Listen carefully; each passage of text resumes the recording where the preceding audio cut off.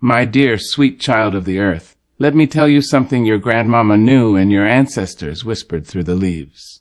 Salt, yes, simple, ordinary salt, has power. Not the kind you find in heavy books or universities, no. But the kind that dances in the soul, the kind that cleanses wounds and preserves what is holy. In the hush of your home, in that sacred corner where the light falls soft and your spirit rests easy, put salt. Just a pinch, a small mound, a humble prayer. Oh, child, come close and listen gently. There is something ancient I need to tell you. Not something new, no. Not something found in the latest glossy magazine or whispered by celebrities on brightly lit stages. No, this is older than fashion, older than even your grandmother's Bible. This is truth worn smooth by time, rubbed raw by suffering, and yet still shining like the morning star. I am speaking of salt, humble, holy salt. Now, don't you go thinking I mean just what sits on your kitchen table or hides in the back of your pantry. No, beloved, I mean salt is sacred. Salt is a witness. Salt is a keeper of secrets and a protector of peace. You see, salt has walked this world longer than kings and presidents. It has seen empires rise and fall, lovers kiss and part, babies born and buried. And all the while it stayed faithful, always ready, always waiting. There is something so divine about the simplest things, and salt, bless it, is one of them. The world thinks power comes in noise, in thunder, in flashing lights and breaking news. But I've lived long enough to tell you real power is quiet. It doesn't shout. It doesn't announce itself. It rests, firm and sure, just like salt. You may forget it's there, but you'd sure notice if it were gone. Salt has long been the guardian of life. Before there were refrigerators or freezers, before we wrapped meat in plastic or kept milk on ice, there was salt. Salt kept life from spoiling. It preserved the sacred. And that, my dear, is no small thing. That is holy work. Your ancestors, your great-grandmothers and their mothers before them, they knew this. When they laid their babies down in tiny cribs and prayed over them with tears in their eyes, they might have tucked a little salt under the crib or behind the door. Not because they were superstitious, but because they understood the language of the earth. They knew that salt could speak where words could not. Salt could bind and bless, shield and sanctify. And do not think this is a truth buried only in black history or old folk rituals. No, no. You will find salt in temples and tabernacles, in the corners of mosques and under altars in ancient cathedrals. The Jewish people called it the covenant of salt, a symbol of endurance and divine promise. Jesus himself said, "You are the salt of the earth." Not diamonds, not gold, salt. Because salt is faithful, salt stays. Salt works even when you don't see it working. That's the kind of power I want in my life. Quiet, sure, steady power. The kind that doesn't need applause or permission. Just a little corner. Just a small space. And baby, you'd better believe. It will change everything. You may wonder how something so small can carry so much. But remember, it's the smallest seeds that become the tallest trees. It's the whisper that starts the revolution. And it is the grain of salt, yes, that tiny crystal, that can shift the entire spirit of a room. Have you ever walked into a place and felt the air just rung? No one said a word, but the atmosphere was heavy. Maybe folks smiled, but it didn't reach their eyes. The room was filled with ghosts, not of the dead, but of disappointment, envy, fear. That's when salt becomes your quiet companion. Not to hurt, but to cleanse. Not to wound, but to warn. When you place salt in a sacred corner of your home, you are drawing a line. You are saying to the universe and all who enter, this space is not for sale. This spirit is not to be trifled with. This house belongs to peace. And let me tell you, child, peace is a precious thing. It is not cheap. It must be fought for and preserved. Salt does that work. Silently. Faithfully, relentlessly. Salt does not entertain. Salt does not flatter. Salt does not change with trends or bend under pressure. Salt remains. And isn't that what we all need in our lives? People, rituals, truths that remain, that do not betray us when storms come or when joy is scarce, that stand when we can't, that protect us when we are too tired to protect ourselves. I have seen it with my own eyes. A woman, worn and weary, poured salt into the corners of her home and prayed. Just a soft whisper, no louder than a hum. She didn't have much, just her faith, her sorrow and her salt. And baby, wouldn't you know it? Slowly but surely the heaviness lifted. Not all at once, no. But the anger that used to rise in her kitchen found no place to rest. The fear that used to sit on her couch lost its grip. And one day she laughed again. Real, from the belly laughter that shook the walls and made her plants dance on the windowsill. Don't you underestimate what is sacred just because it is simple. Salt, my love, is sacred because it knows. It knows how to heal. It knows how to hold on. It knows how to draw out the bad without harming the good. It is wisdom you can touch, power you can hold in your palm. So the next time you pass by your spice rack or stir your pot of beans, pause for just a moment. Look at that salt with new eyes. Know that what you hold is not just seasoning. It is story, it is spirit, it is strength. And when you take it in your hand and place it gently into that sacred corner of your house, don't just toss it and walk away. No. Place it with reverence, with intention. Speak over it. Bless it. Let your soul rise up and tell the world, this is holy ground. This is where peace lives. This is where I rest, and I will not be moved. Because salt, sweet child, doesn't just flavor your food. It flavors your faith. It preserves your peace. And it guards your grace. Always has, always will. My darling heart, let me say this plain and strong so that your spirit hears it louder than your ears ever could. In your home is not just where you lay your head. It is where your soul takes refuge. It is the temple of your becoming, the garden where your peace blooms, the altar where your prayers rise like smoke into heaven. Your home, yes, your home is holy ground. It is sacred, not because it is perfect, but because it is yours. And that alone is enough to make it worthy of honor. Too many of us walk around this life exhausted, misunderstood, wounded by the world outside, looking for a place to exhale. We search for sanctuary in other people's arms, in crowded rooms, in places where the music is too loud and the lights too bright. But let me tell you this. Beloved, your sanctuary has been waiting on you all along. It's not down the road. It's not across the ocean. It's right there in the quiet corners of your own home. There is something holy about a space that is claimed with love and guarded with intention. The world can be cruel.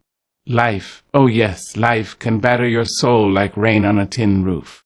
But when you step into a home that has been tended to with reverence, a home where peace is not a guest but a resident, the weight begins to lift. Just a little. Just enough. It's in that space that you remember. You belong to something greater. You were not created to be tossed by every storm or bent by every wind. You were born for stillness. You were born to rest in peace that the world cannot give and cannot take away. When I say home, I don't mean a mansion with marble floors or a place that could be printed in the pages of a glossy magazine. No, baby. I mean wherever you find yourself. A one-bedroom apartment, a little country house, a room you rent, even a back porch that gets the morning sun. Whatever space is yours. That's the sacred ground I'm speaking of. But here's the thing, and don't you miss this, your home will not become holy just because you live in it. Oh no, holiness comes with intention. Peace comes by invitation. You must tend to your home like you would tend to a child, a friend, a fragile flower. You must speak to it. You must bless it. You must protect it. Not just from burglars or bad weather, but from bitterness, from gossip, from jealousy, from fear. That is where the salt comes in. Salt is not just about the corner. It is about the claiming of space, When you place salt in that sacred corner, you are not just doing a ritual. You are marking territory. You are telling the spirits that dwell unseening, this house is mine. This is where love lives. This is where grace flows. This is where no harm may enter. It's a declaration. It's a spiritual boundary line, drawn not with bricks but with belief. Now let me ask you something. When was the last time you sat still in your home? Not to scroll, not to worry, not to plan, but just to be. To breathe in the air of your own space and say, "Thank you, Lord, for this sacred shelter." We get so busy trying to escape where we are, we forget to bless where we stand. But there is power, divine, ancient power, in presence. And presence is what makes a house a home. It's in the corner where the sunlight always finds a way to land. It's in the chair where your mother once sat or your child curled up and fell asleep. It's in the aroma of a meal cooked with tired hands but a loving heart. It's in the echoes of laughter that bounce off the walls and still linger in the silence. All of it, every piece of it, is sacred. That's why it matters where you put your salt. You don't just throw it in the corner like trash. No. You place it like a prayer. You offer it. You don't rush it. You don't do it half-heartedly. You slow down. You kneel, if your knees allow. And you whisper what your soul has been needing to say. This home is protected. This home is whole. This home is healed. And here's something you must remember, child. The outside world will never stop. It will scream and pull and twist you every which way. But when your home is holy, when it has been marked and maintained with peace, it becomes your shield. It becomes your resting place. And rest, true rest, is a revolutionary act in a world that wants you frantic. When your home is in order, your mind begins to quiet. When your home is blessed, your heart begins to open. And when your home is spiritually guarded, your soul begins to bloom. That's why we don't let just anyone walk through our doors and drop their chaos on our floors. That's why we turn off the television sometimes and light a candle. That's why we open the windows and let in the breeze. Let the Spirit sweep through like a mighty wind and cleanse the air. Because we know, that home is not just a place to stay, it's a place to become. You become yourself in your home. You unfold. You shed what the world forces you to carry. You cry, you laugh, pray, you rest. And in all of that becoming, your home becomes sacred too. So let your home hear your songs. Let it witness your stillness. Let it carry the scent of healing oils and the sound of scripture. Let your kitchen hum with gratitude. Let your bedroom be a sanctuary, not just a stopover. Let your hallway be a pathway of peace. Salt, simple as it seems, is just the beginning. It is the sign, the symbol, the start of the declaration. But it is your presence, your intention, and your devotion that makes your home what it is meant to be. So go on now, my dear. Don't wait for the house to be bigger or the furniture to be new. Don't wait for a special guest to make things sacred. You are the sacred guest. You are the Holy One walking those floors. You are the steward of peace. Let your home know it. Speak to it. Bless it. Place that salt with all the authority of your ancestors who survived and thrived and kept their homes holy even in the midst of storms. And when you do, when you truly bless your home as sacred ground, you will not have to tell people. They will feel it. They will walk through the door and feel the peace fall on them like soft rain. They will know this is no ordinary house. This is a temple. And you, beloved, are the keeper of its light. Ah, beloved, lean in close and hear me with the ears of your spirit, because what I am about to tell you is not found in textbooks or taught in crowded classrooms. This is old wisdom. This is soul wisdom. The kind of knowing passed down on porches and in whispers, in lullabies and bedtime prayers, in the rhythm of a rocking chair and the warmth of a Sunday dinner. It is the truth that your ancestors held in their hearts when the world refused to see their light. It is the sacred power of intention.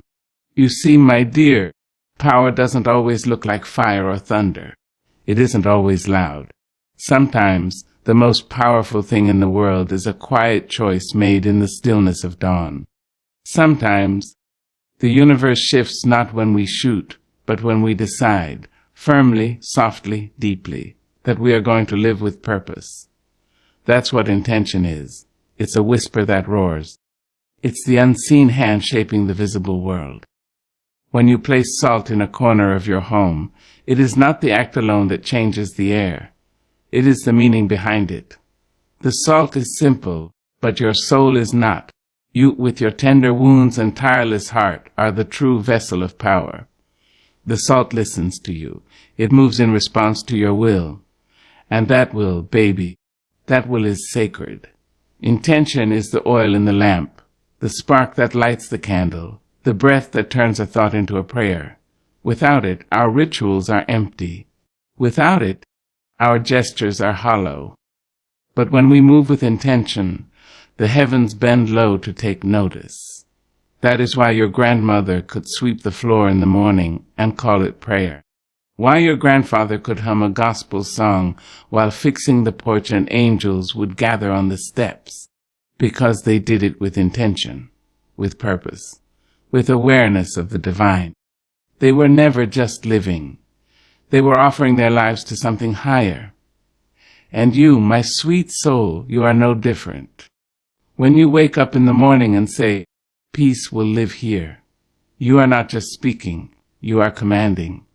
When you walk through your rooms and say, "Love abides in this house," you are not just decorating your walls with words. You are decorating your life with power. You have been taught, perhaps, that intention is too soft, that it's just wishful thinking, that only action matters. But child, what good is action without direction? What good is motion without meaning?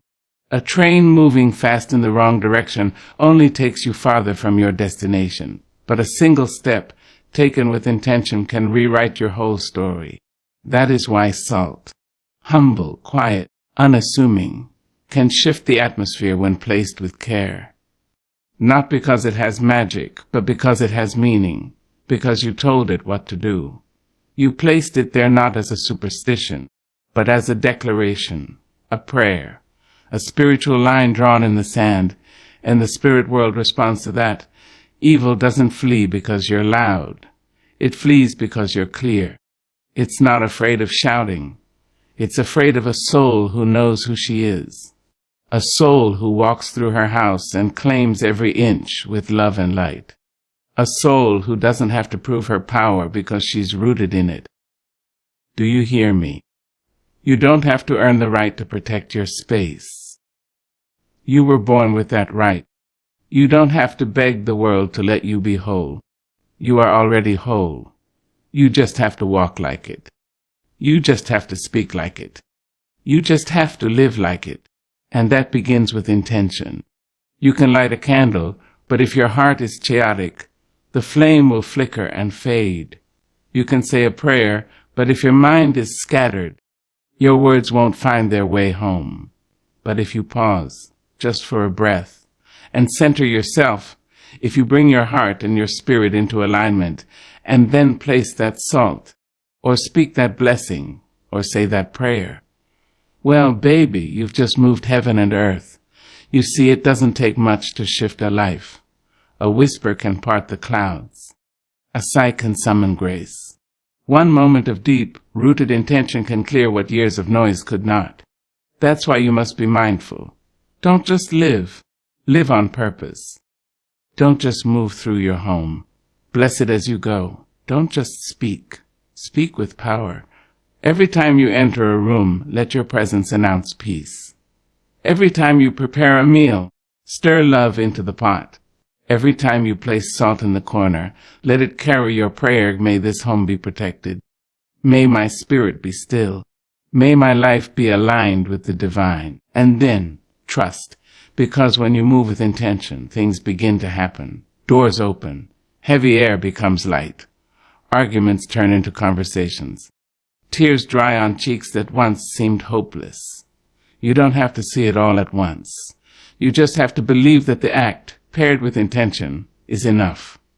Because it is. This is how your ancestors made it through. They didn't have riches. They didn't have status. But they had intention. Every braid in a child's hair was an act of protection. Every hymn sung in the dark was an act of resistance. Every small ritual, a bit of salt, a bowl of water by the door, a Bible under the pillow, was a declaration: we may be wounded, but we are not broken. We may be weary, but we are still powerful, and so are you. So don't just place the salt. Bless it. Don't just clean the house. Consecrate it. Don't just go through your day. Move with meaning. You are not here by accident. You are not walking these rooms for nothing. You are a vessel of sacred power, and everything you do, everything, can be a holy act when done with love, with faith, and with full divine intention. So lift your head, child of glory. Walk through your home like it's the sanctuary it was meant to be. Place your salt.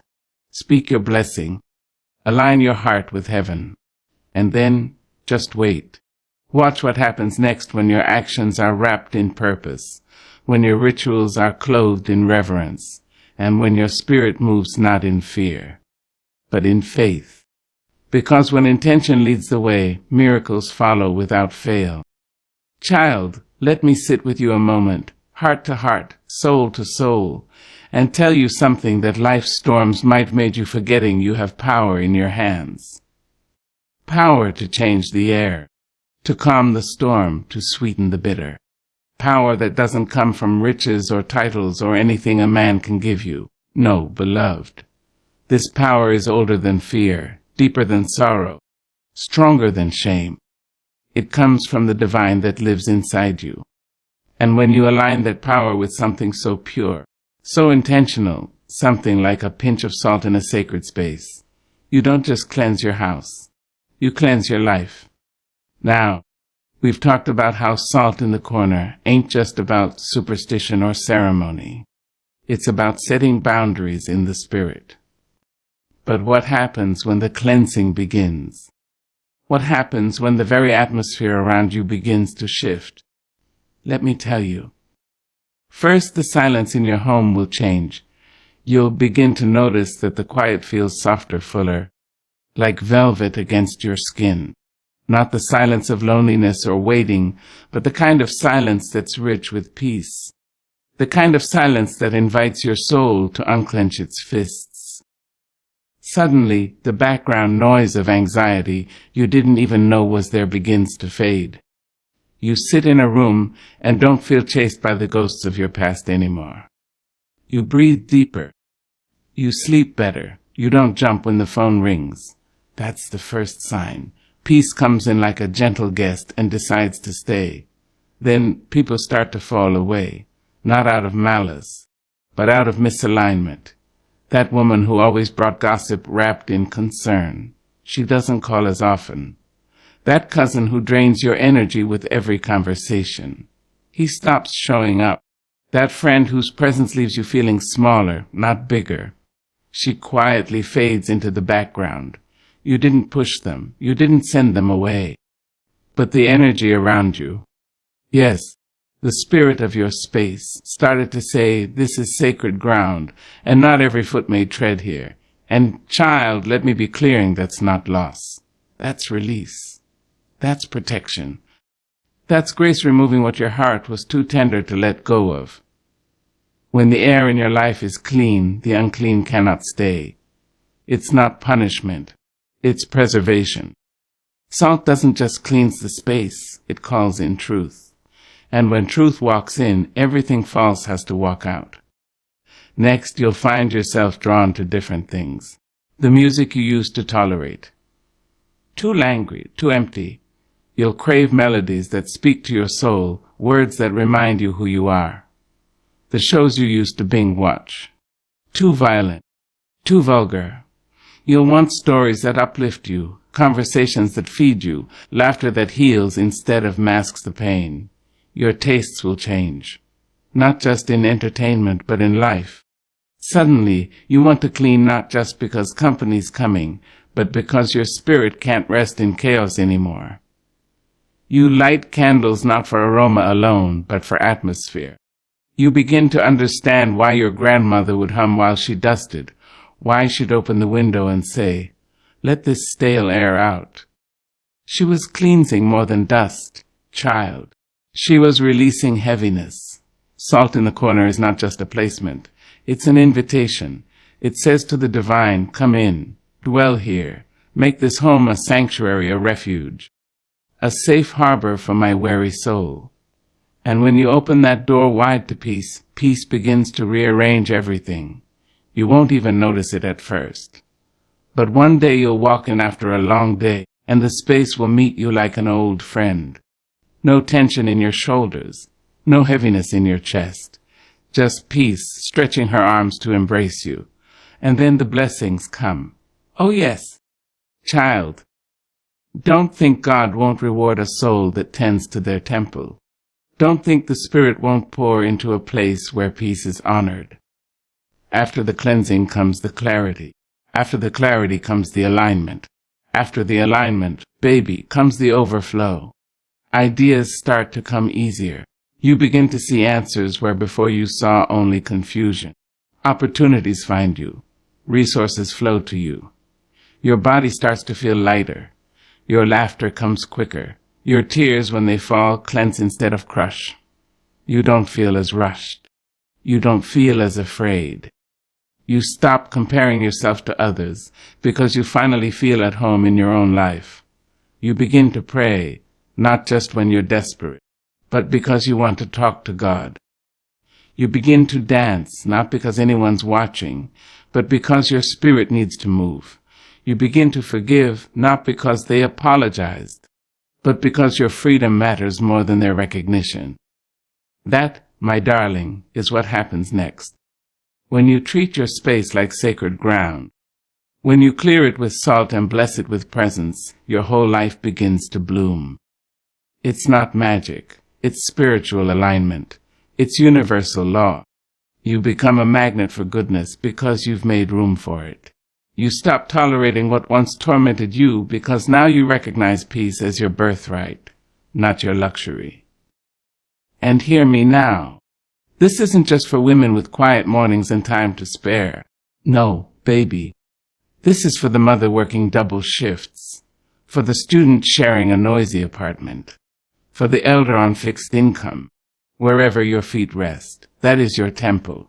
Whether it's a room, a corner, or just a chair by the window, clean it, bless it, speak life into it, and put your salt down with a prayer, saying, "Only love may dwell here, only peace may remain. All that is not of God must go," and watch. Oh, just watch what unfolds. So, child of grace, don't just decorate your house. Don't just organize it. Sanctify it. Don't just clean for the sake of company. Clean because your spirit lives there, because your dreams are birthed there, because your prayers rise from that floor. Don't wait for the world to give you peace. Create it. Declare it. Protect it. Because when peace lives in your home, it will begin to live in your mind. And when it lives in your mind, it will live in your choices. And when it lives in your choices, well, then it lives in your life. That is the power of salt. That is the power of intention. That is the mystery of cleansing. You don't just make room in your house. You make room in your soul for miracles to find you. Child, come sit close and let me whisper something into the tenderest part of your soul. Something deep, something sacred.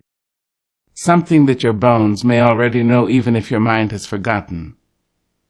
After the salt has been laid, after the corners have been honored, after your home has been cleansed and peace has begun to settle like dew on the morning grass, something beautiful begins to bloom. You see, this isn't just about cleaning a room. This isn't just about tradition or old wives' tales. No, this is about alignment. This is about awakening the divine protection that has always been hovering over you, waiting for you to say yes, waiting for you to believe you are worthy, waiting for you to prepare the space both around you and inside you. Now, I want you to understand. This protection isn't loud. It doesn't walk in with a trumpet. It doesn't knock everything over to make itself known. No, child, divine protection is gentle. It is like a soft hand guiding you away from a road you shouldn't take. Like a whisper in the middle of the night telling you, "Don't worry, baby. Rest. I've got you."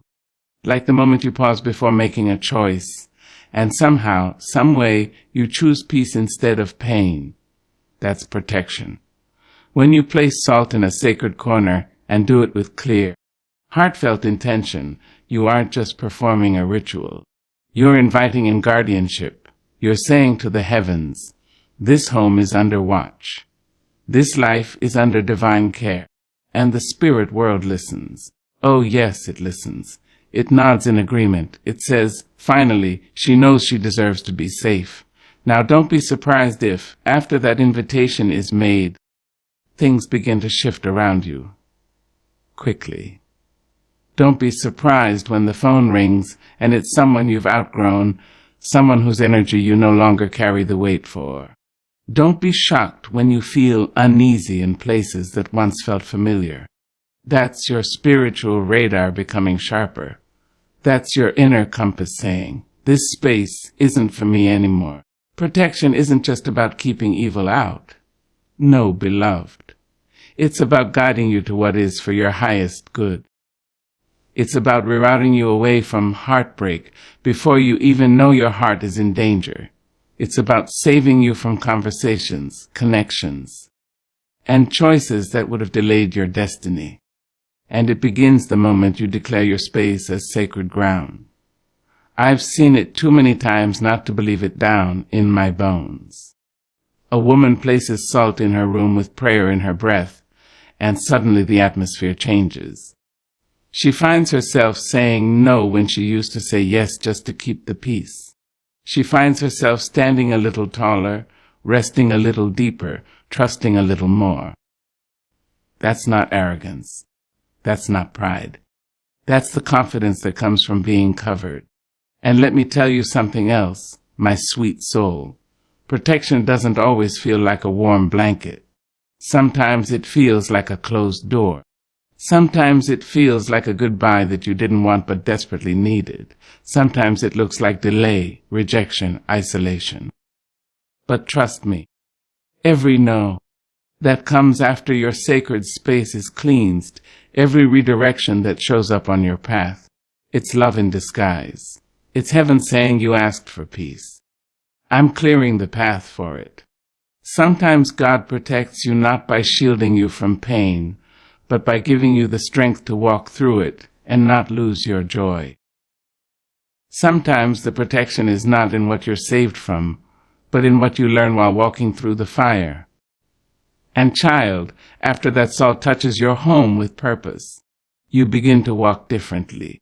You begin to recognize that you're not alone, that angels stand at your doorposts, that grace follows you into every room, that no weapon, emotional, spiritual, or spoken, can prosper against you.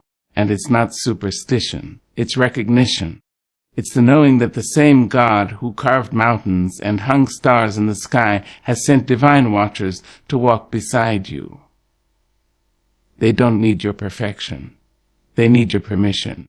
And the moment you bless your space, the moment you set the salt down and whisper, "Only love lives here," you are giving heaven permission to protect what is yours.